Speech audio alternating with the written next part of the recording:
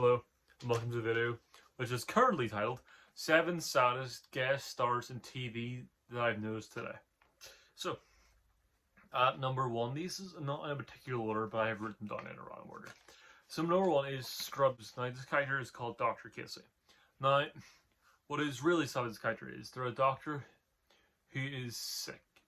They have really bad OCD, and they are really obsessive. So, the first episode there's a teacher teaching people stuff, teaching them how to be better, teaching them like skills, like just different skills with being a doctor, which I could go into, but I don't actually understand doctor stuff. But it's basically him teaching them all to be better and how like his ODCs help them learn better and better and better, to study and research.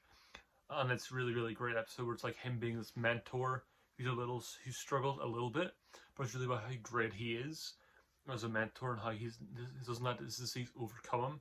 And it's really powerful, and it's a really great episode. And then he appears for one more episode.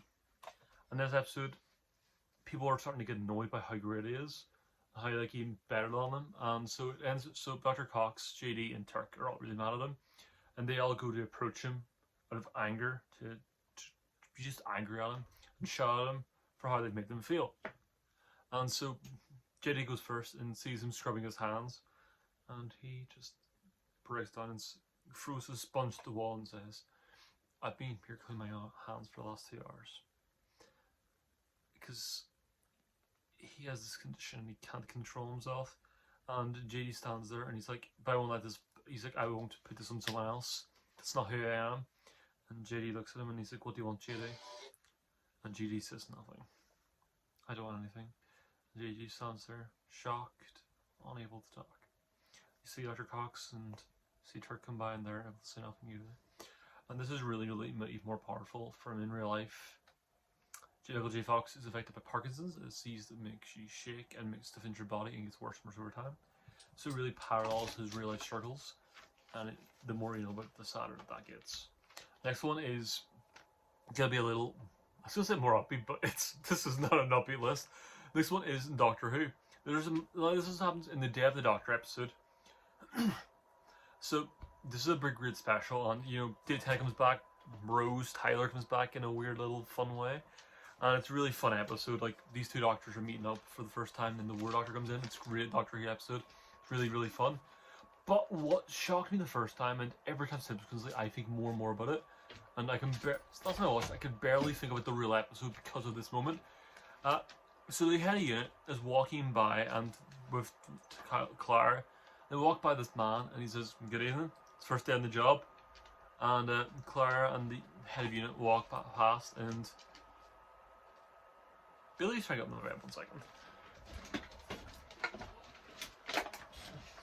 This little menace interrupted recording. So they're trying to get past, and she then turns to Clara and says, "He's been here for 10 years.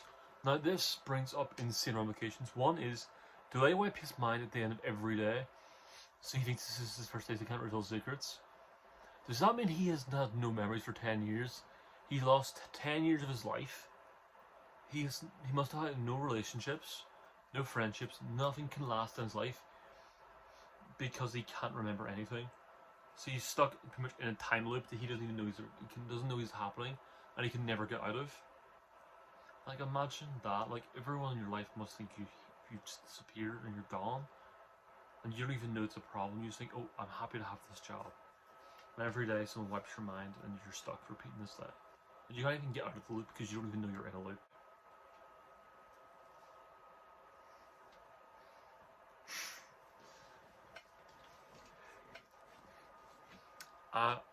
Yeah, that's just happened. This is when I'm recording very late. I came up with this idea today. Set up the green screen. This one's very professionally unprofessional.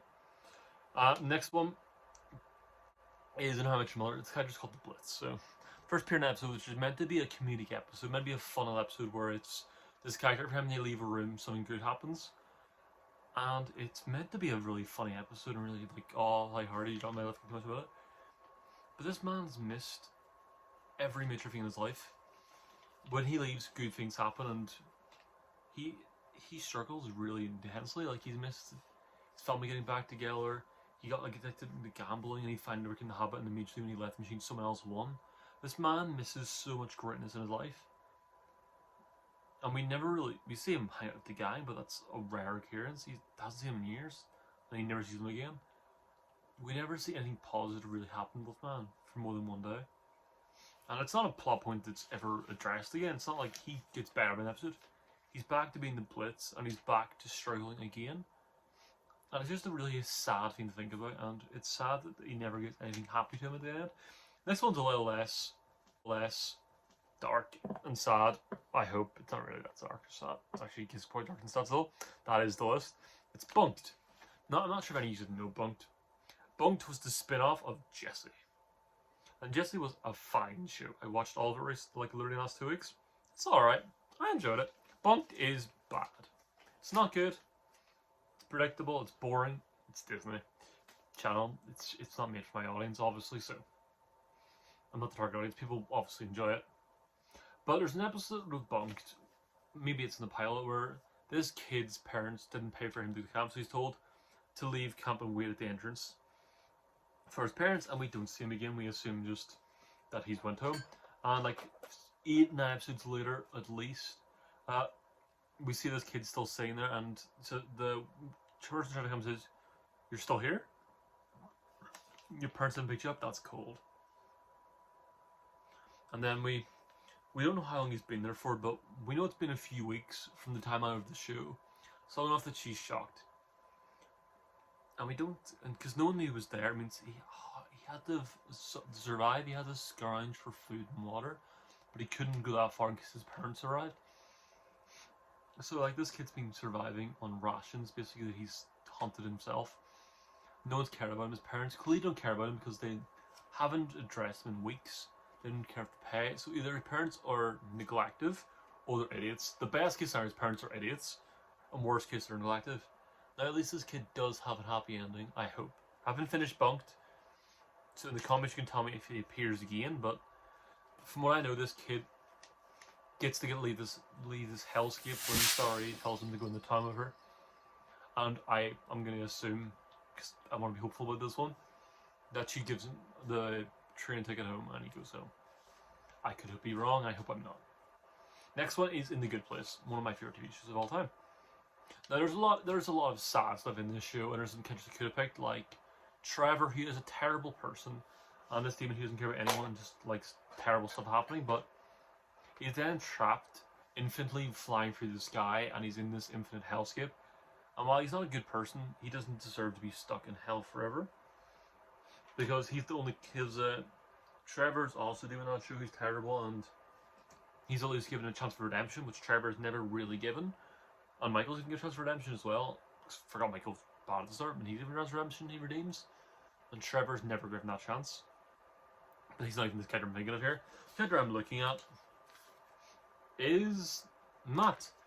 Now Matt appears in a very small joke. As you might have realised in this list, quite a few these characters are just small jokes that I have latched onto and really addressed and thought too much about. Because that's how my brain works. And so, in the Good Place, there's this character called Matt, who's in charge of the weird sex stuff department in A Good Place. Decide how many points it's worth. And the first time we see him is the boss, the merchant, makes a joke to him like, "Oh, no one for you, Matt." He says, Did you get my request for immediate suicide?" And he said it's been denied. This is someone who hates his life so much and is so depressed. He wants to die as close as he can. He gets depressed when he can't. This man is stuck in this infinite hell of something he doesn't want to do and never wants to do. And because the entire Good Place is changed by the end of the show, and the point system's changed, I have to hope that he got out of that situation, because they don't really take points anymore, so it does change. So by the end of the show, he does get his bad situation because they swapped the system they're using. So points don't matter, but you're given a second chance in life at the end. So like, I assume he gets out of that situation and he gets happy again, I hope, but we never see him again, so we can't know for certain, sadly. Next character is a character called Frank Grimes. Now, he's in The Simpsons for one episode. Frank starts out as this normal guy who slowly turns insane because of Homer Simpson. Homer is loved by everyone, doesn't try hard, and is very lazy, and somehow everyone loves him. And Frank doesn't get how everything goes right for Homer, and Homer never has any bad luck. Homer doesn't try. Homer doesn't really care that much, but everything works out perfectly for Homer. And so Frank tries really hard and no one seems to care about him. So Frank loses it and starts to act more and more like Homer, and he's like, oh, this is what Homer would do, and hits live wires and dies. That was really, really sad. When I thought the show would address this and be like, we should have treated him better, we should have tried more of him. But no. At his funeral, Homer makes a joke and everyone laughs. That's how the episode ends. It's a really, really sad indictment in life, which is people can do nothing and people love them, and you could try really hard and no one seems to care and notice you. And even when you're dead, no one seems to care. It's just a sad, sad moment and a sad episode. Anyway, not to make this list any happier, because I won't. The last on this list is one that we all know about. Futurama. Jurassic Park. Now in this episode, Fry finds the skeleton of his dog in a museum. And he considers bringing the dog back to life and then realizes Seymour lived a long time after Fry. So Fry thinks he's had a good life without him. And then we see Seymour. He's been sitting there all those years, just waiting for Fry to return. He's been sitting there waiting for Fry to come back for him, and you see this like moment where it's like, Fry will never know what happened to Seymour, but you will, and you see Seymour spend the rest of his life outside the pizza place, just waiting for Fry to come back. Fry never does. This whole time. He just sits there, waiting for his owner. He never comes. Seymour, this is the best dog. I'll give a second. Seymour just a really, really sad thing of Seymour being like, Fry will come back for me. And he just waits and waits and waits. And Fry, he doesn't come back. And Fry doesn't know this, and Fry does what is considered that moment a noble act of letting Seymour be happy in the past, but we see that Seymour wasn't happy. Seymour was winning Fry. And this is so sad for multiple reasons, which is Fry is nobly sacrificing his dog, not bringing him back because he's like, my dog will be happier and he lived a long life without me, and it's selfish bringing him back. And you see that Seymour didn't. Seymour waited for him all those years. So Fry nobly sacrifices, see, getting his dog back. And Seymour spent the rest of his life waiting for Fry to return. And for me, this is the saddest side character guest star in any TV show is Seymour, just waiting for Fry to come back. He doesn't. And the comments below depress me even more. And name some guest stars that were also depressing. You know, the struggle for this was not just picking Doctor Who characters, because Doctor Who has so many depressing, terribly sad side characters. So in the next article, we'll be something more upbeat. We'll be looking at why Seymour in Futurama was a sad dog and how depressing this was. We just addressed that. They're gonna make me watch it? With my dog? You heartless overlord.